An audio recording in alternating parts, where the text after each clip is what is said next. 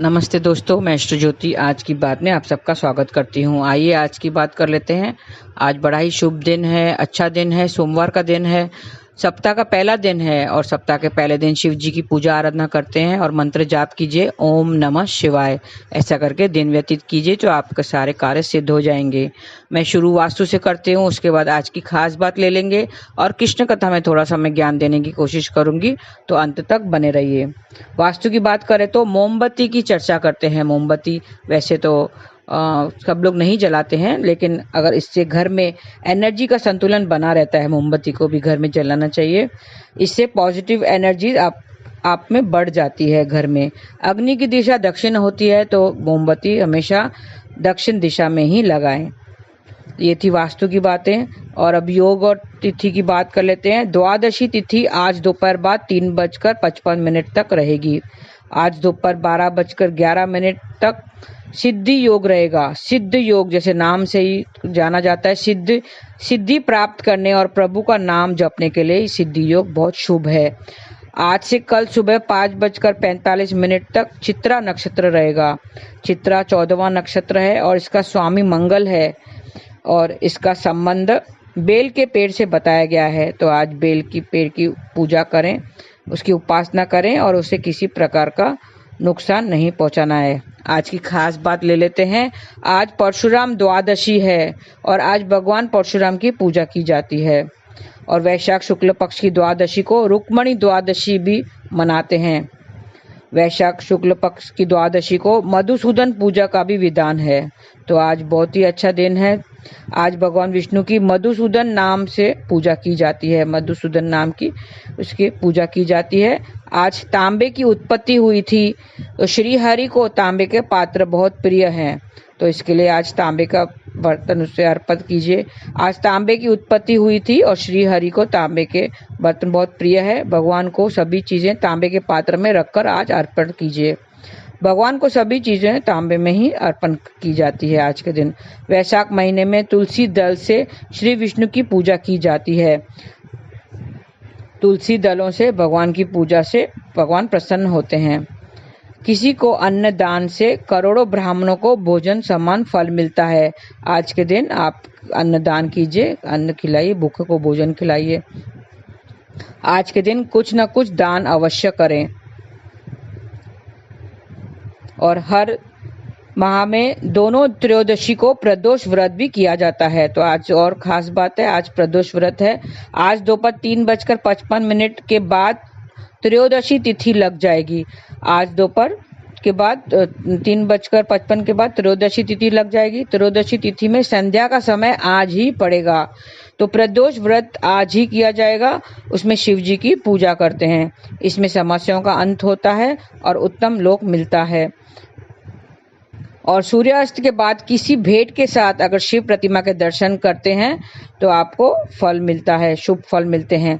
रात के पहले प्रहर के शिव जी के कुछ न कुछ भेंट अवश्य करें। शाम को शिव मंदिर में 5 रंगों के गोल रंगोली बनाएं और रंगोली के बीचों बीच घर का घी का दीपक जलाएं। शिव जी के आशीर्वाद लेते हुए ध्यान करें तो बिजनेस में खूब तरक्की मिलेगी। और मंत्र जाप करना है ओम नमः शिवाय, ऐसा 11 बार आप जाप करें। ये मंत्र जाप करने से शत्रुओं से मुक्ति भी मिलेगी। धतूरे के पत्ते को पहले साफ पानी से धोएं और शिव मंदिर में भगवान को सूखे नारियल का अर्पित करें। तो आप धतूरा भी चढ़ाएं, अर्पित करें, तो इससे सेहत अच्छी रहेगी। अच्छी सेहत के लिए शिव जी के प्रार्थना भी करें। शिव जी को दही में शहद मिलाकर भोग लगाने से दाम्पत्य जीवन में मिठास आएगी। दोनों हाथ जोड़कर शिव जी की प्रार्थना करें। 1.25 किलो चावल और दूध शिव मंदिर में दान करने से धन संपत्ति में वृद्धि होगी। 1.25 किलो चावल और दूध शिव मंदिर में दान करने से धन संपत्ति में वृद्धि होगी। और मानसिक परेशानियां अगर हैं उसको दूर करने के लिए क्या करें, शाम को शिव मंदिर में आसन बिछाकर बैठें और ओम शब्द का ऐसे जोर से उच्चारण करें। 5 बार उच्चारण करें तो आपकी मानसिक परेशानियां दूर हो जाएगी। आज शिव जी और माता पार्वती को एक साथ 7 बार मौली लपेटें, दोनों को एक साथ लपेटें, बीच में तोड़ना नहीं है। 7 बार धागा लपेटते हुए उसे बीच में नहीं तोड़ें। धागा तोड़ने के बाद उसे गांठ न लगाएं, ऐसे ही छोड़ दें, तो आपकी सारी मानसिक परेशानियां दूर हो जाएगी। परिवार में सुख शांति के लिए शाम को शिव मंदिर में घी और तेल का दीपक जलाएं। घी का दीपक देवताओं के लिए होता है और तेल का दीपक अपनी मनोकामना की पूर्ति के लिए होता है। तो परिवार में सुख शांति के लिए आप दोनों दीपक जलाएं। घी के दीपक में रुई की खड़ी बत्ती लगानी चाहिए और तेल के दीपक में पड़ी हुई लाल बत्ती लगाएं। आज के दिन एक कटोरी में थोड़ा शहद लें और उंगली से शहद निकालकर शिव जी को भोग लगाएं, तो रिश्ते बेहतर होंगे। बचा हुआ शहद हाथों से बच्चों को खिला दें, तो उनकी सेहत में सुधार आएगा। विशेष कार्यों में सफलता के लिए केसर मिलाकर शिवलिंग पर चढ़ाएं। केसर मिलाकर दूध शिवलिंग पर चढ़ाएं और ओम नमः शिवाय का जाप करें, तो आपके विशेष कार्य में सफलता मिलेगी। बिजनेस में मुनाफे के लिए भगवान शंकर को 11 बेलपत्र अर्पित करें। 11 बेलपत्र अर्पित करना है आपके बिजनेस के मुनाफे के लिए। तो ये छोटे छोटे उपाय हैं। शिव जी के मंदिर जाइए और शिवलिंग पर ये सब अर्पित करने से, अलग अलग चीज़ें अर्पित करने से अलग अलग आपको फल प्राप्त होता है। तो ये थी आज की खास बातें, और कृष्ण कथा में हम कुछ ज्ञान की बातें कर लेते हैं। बने रहिए। जब हम कहते हैं लोगों से कि भजन करो भजन करो, पूरा दिन कहते हैं भजन करो, तो वो लोग कहते हैं अब ये सही समय नहीं है। लोग कहते हैं कि हमें टाइम नहीं है, अब हमें बिजनेस देखना है, जॉब पे जाना है, नौकरी पे जाना है, नहीं तो नौकरी से निकाल दिए जाएंगे, हमें टाइम नहीं है।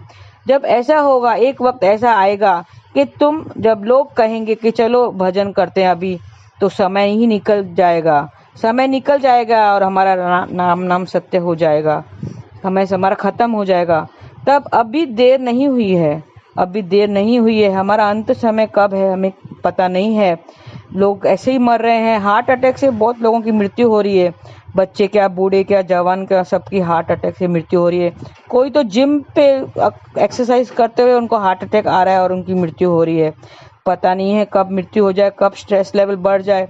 अभी नाम जाप कर लो, हरि कीर्तन कर लो। अगर हम कीर्तन करते हैं और अब भी अपने मान सम्मान की चिंता भी करते हैं, लोग कहते हैं कि हम तो कीर्तन करते हैं लेकिन हमारे दिमाग में मान सम्मान की चिंता है, दूसरों के मान सम्मान की, दूसरे हमारे सम्मान नहीं करते हैं। अगर आप अभी भी मान सम्मान की चिंता कर रहे हैं अपने, तो आप सही मानों में हरि को समर्पण नहीं हुए हैं। अभी तक आपने हरि को समर्पण नहीं किया है, अपने आप को पूरी तरह से शरणागत नहीं हुए हैं। मतलब हमने अभी तक दूसरों से एक्सपेक्टेशंस रखना छोड़ी नहीं है। हाँ, एक्सपेक्टेशंस हम रखते हैं, तभी तो हमें दुख मिलता है। अगर दुनिया में कुछ छोड़ने के लायक है तो वो ये है एक्सपेक्टेशंस। दूसरों से एक्सपेक्टेशंस करना छोड़ दो। इसमें मुझे हाय नहीं किया, इसने मुझे हेलो नहीं किया, इसने मुझे क्यों नहीं पूछा, इसने मुझे लाइक क्यों नहीं किया, इसने दूसरों से बात किया, मुझसे बात नहीं किया, मुझे कोई पूछता ही नहीं है, इसने मुझे ऐसे क्यों किया बोलते हैं, ऐसा क्यों नहीं बोला, इसने मुझे सही से क्यों नहीं बात किया। यही हमारे दुख का मेन कारण है। दुख का मेन कारण क्या है? दूसरों से एक्सपेक्टेशंस रखना। यही हमें बहुत दुख देता है। जब हम कुछ लोगों से एक्सपेक्ट कर रहे होते हैं कि मुझे ऐसा व्यवहार करेगा, ये मुझसे अच्छा व्यवहार करेगा, और वो जब पूरा नहीं होता है, वो ऐसा व्यवहार नहीं करता है, तो हमें दुख होता है। तो इससे दूसरे से एक्सपेक्टेशन नहीं रखना चाहिए। इसने ऐसा करना चाहिए था, इसने वैसा करना चाहिए था। जब हम ये सब एक्सपेक्टेशंस छोड़ देंगे ना, तो हम सुखी रहेंगे। हमें क्या करना चाहिए?